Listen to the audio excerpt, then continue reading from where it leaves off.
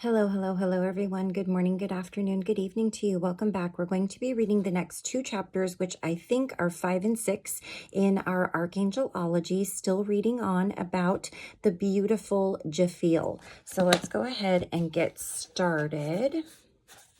Let's see, I thought I marked our spot here.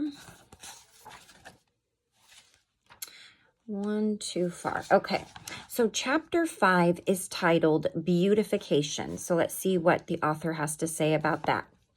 Our home is the physical representation of our true selves, and sometimes clutter can get in the way. This isn't the only thing in our lives that we may need to change in order to feel calmer and more enveloped by Jophiel's love. Beautification is the act of making something more beautiful, making it more individual, or just removing the clutter from it. The act of beautification is one that we can undertake to bring us closer to Jophiel. This could be something as simple as moving our furniture so it lets air and energy flow easier through our homes. It could be redecorating, reorganizing, or even restoring. Taking something old and loved and breathing new life into it is the same as healing. By embracing an act like this, we can bring Jophiel more into our lives, to give ourselves more of an understanding of the beauty she sees in us. It could even mean dressing in a way that is a better indicator of the true self, embracing the confidence which she has begun to bestow upon us and the grace which we can draw from her energy. Little things to try. One of the greatest soothing acts is the act of restoration, the healing of an object. I know Jophiel likes both to heal and to inspire creativity, so one thing to try would be to buy an old desk, sand it down, and repaint it, or to buy an old chair and recover it. Incorporating those vibrant pinks and bright, beautiful colors can draw Jophiel's energy into the object, into the room it inhabits. This restoration will allow you to bless that thing or place with her love and her energy. Take old books and recover them, or repurpose old items for a new life, like turning an old garden watering can into a plant pot.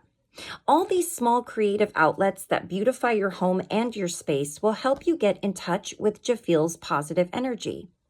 There's a practice from China called feng shui, in which the homeowner arranges the home in such a way that energy can flow through it easily. This is done using maths, angles, and a special compass. I don't know much about feng shui. I would like to learn more, though. Laying out your furniture in a comfortable way is one of the things you can do to make your home beautiful or inviting. So researching feng shui could be a fun way of broadening this knowledge. Beautification of self. You are beautiful. You are as intended, and most of the world looks upon you as the beautiful person that you are. While I know that you may not always feel beautiful, the truth is you have not learned how to embrace your beauty. Perhaps the confines of the normal dress make you uncomfortable. Jophiel is drawing you to a style you are too shy to try, but embrace it. Lean into what makes you who you are. Be the beautiful and empowered version of yourself that Jophiel sees. She will send you the signs. And my hair, these last few videos, it's like static cling. I think it's because it's been so windy and cold here that I was just outside and my hair just seems to get angry with the weird weather we have here. You may feel a tingle in your back at the sight of certain shoes or perhaps a coat. This is Jophiel telling you that it is okay for you to buy this item, to embrace this part of you.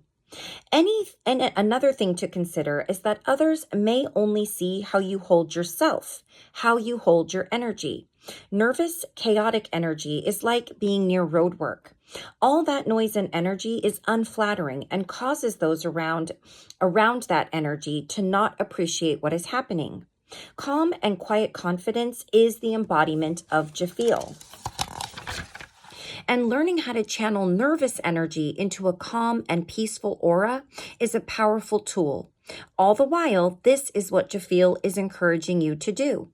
Once a day, stand in front of a mirror and tell yourself that you are strong, you are calm, and you are beautiful. Own it, and soon you will know how you feel. The way others respond to you will begin to change. Beautification of the home. I'm in the process of doing that, decluttering. Keeping a house tidy is one thing, but making a house beautiful is an entirely different undertaking. Making the space calm with easy energy and airflow is just step one. Adding plants that bring color and decorating with stones and colors that brighten and energize the house will make your home bristle with positivity. Removing unrequired furniture, bringing in candles, softer lights, lighter curtains, and repapering or repainting the walls are little changes to the way a home looks and feels. They can, however, draw beauty into the home and make it more relaxing, which is when we are more susceptible to positive vibrations. I mentioned feng shui earlier, but another home improvement style I wanted to touch on is minimalism. This is the idea of only keeping things that are essential, having as few colors and items as possible in the space you are using. In this way, you are reducing the noise and clutter of the space, allowing the energy and air to move around it more freely. This approach is visually simplistic, however. I know that this kind of approach to decor is not for everyone. I read that wrong. However, I know that kind of approach to decorating is not for everyone. It's certainly not for me. I really do like it and I appreciate it when I see it, but it's just not me. I like a little more color. I like unique things, homemade, handmade things. I don't know. I like things with a story, antiques, and vintage items. It is certainly something that can be looked at and researched by those looking to improve their home, especially if they feel crowded. The things we say. Being beautiful is one thing, but being kind is something else entirely. One of the core concepts of angelic love is that it is unconditional and is for everyone. So speaking to or treating someone with anything else is not the divine intent. The way we speak and the words we use are how people will come to know us. If we are dishonest and cruel, it will just as surely show the reverse is true. Wait, I think I read that wrong. If we are dishonest and cruel, it will show just as surely as the reverse is true. Okay. If you are saying positive things and you mean those words with your very soul, the energy of those words will ring true. This is the truth of receiving messages too. We can only accept the truth if we are ready to hear it. This is why whenever Jophiel speaks to us, we know that she is telling the truth because all of her messages are wrapped in love and compassion. Love and compassion are the way we should treat others and the way we should speak to them. Once people come to realize that this is simply who you are, they will become more receptive to the positivity around you. Choosing when to say. One of the things that happen all too often in our modern world is when a kind person tries to help someone who needs help, but is too eager to help. This is a truth we must be ready to understand, that not all people are truly ready to accept the help of others. I'm sorry, my hair is driving me bonkers this evening. It's like getting in my face.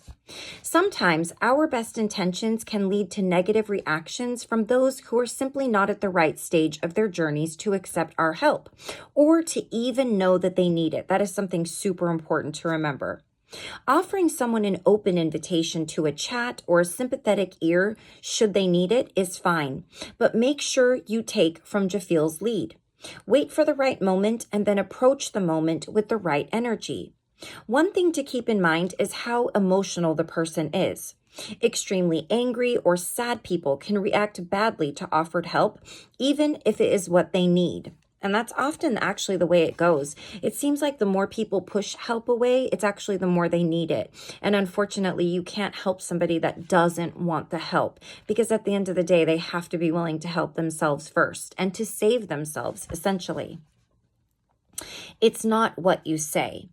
Jophiel is not heavy-handed with her messages, and there is a reason for this. Sometimes you can say something that is true, but it's said too bluntly, leading to the adage, it's not what you say, but it's how you say it.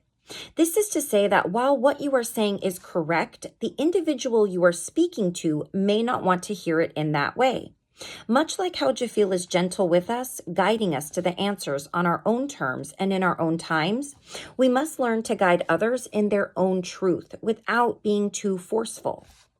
Even if what you wanted to say is the truth that they need to hear, we must always understand that sometimes the truth can hurt. I'd liken it to drinking coffee when it is too hot. Sure, you're still going to get the coffee, but you might scald your tongue. However, by waiting for the right time or preparing the coffee and giving it time to cool, you will get a better payoff from that cup of coffee. In Chapter 6, Magenta Meditation Moments. Our physical world is not the only consideration when we think about how we are tired or stressed out. Sometimes our clutter is coming from inside ourselves, and the only way to tidy this is to center our energy, to find moments in meditation where we can draw on Jophiel's power and grace. Once we have, we can really begin to call on her, making space in our lives for more of her positive influence. But how can we do this, you ask? We can do this in a number of ways, and I want you to take these methods, little ways of building that energy both as a shield and as a settling beacon into your everyday life.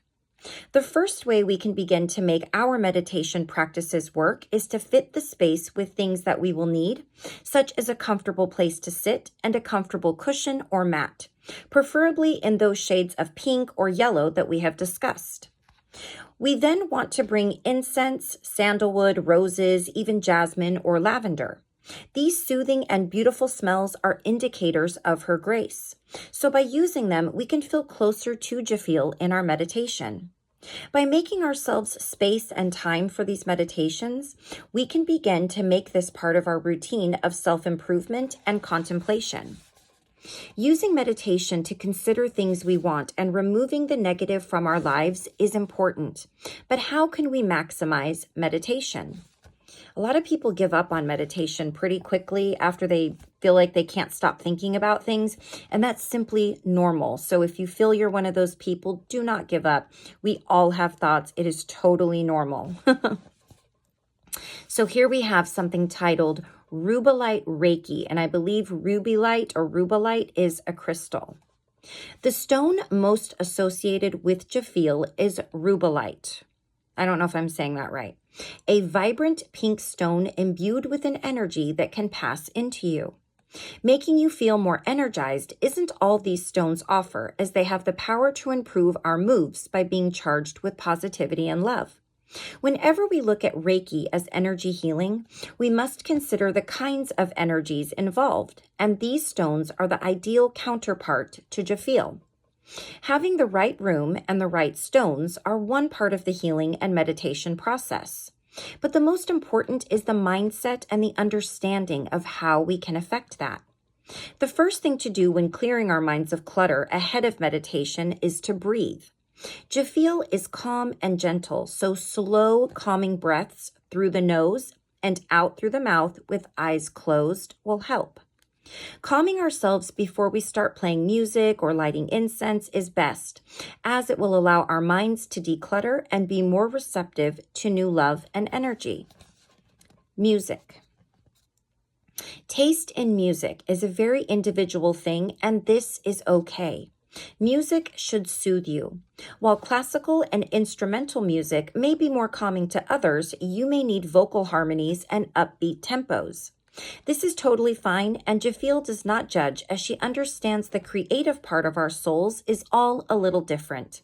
She knows that one person's wine is another's vinegar and loves us all equally. Find the music that resonates with your soul. Listen to it, sing along, or sit with your eyes closed and let it sink in. Let the vibrations in the music resonate in your soul. If the music makes you cry, let yourself cry. Even this fleeting sadness is a moment of intense beauty. It is something your soul needed to experience, and it's an experience that will draw you and Jophiel together, as she is the archangel of love and beauty and compassion. Talk. That's our next section. One of the best ways to expel any negativity, be it from a partner, colleague, or a situation, is to talk about it or write it down. Getting the negative energy out of your body is such an important part of healing and meditation that finding a way to express this in a positive way is only going to help you feel better. This will also help your partners, coworkers, and friends to better understand themselves. This offers the opportunity for them to vent their own toxic baggage in a safe and loving place, which will help them to embrace their own healing. Walk it off. One of the simplest and yet most effective ways for us to unburden ourselves is to walk.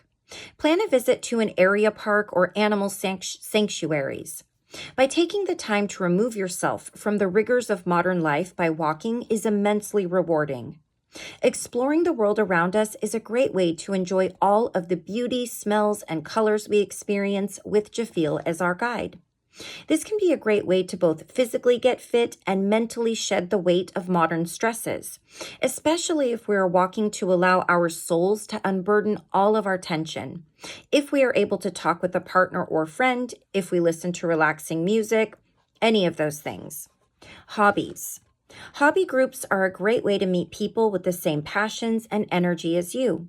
The hobby itself can also be therapeutic, allowing you to focus on one thing and put all the other thoughts to one side. This is exactly the kind of skill that could be being inspired by Jophiel's influence. Her inspiration could be leading us to find companionship in like-minded others and to become more open to the world around us. Hobbies can range from collecting stamps to classic baseball cards, from painting a canvas to stitching a blanket. Embracing something that will make you happy is all that Jophiel will want from you.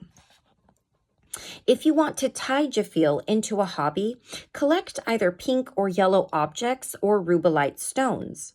This would allow you to have new things to explore and gather while also showing a profound appreciation to Jophiel, or of Jophiel. Chakra. Our bodies have numerous chakra seats. These are the areas where we draw energy, be it our hearts, minds, or even our voices. These parts of our souls draw power, confidence, and energy from the world around us. Of the points of chakra in our being, the two that resonate most with Jophiel are the 1,000-petal lotus chakra and the crown chakra, which is the chakra of the mind. So those are both of the mind, in the mind.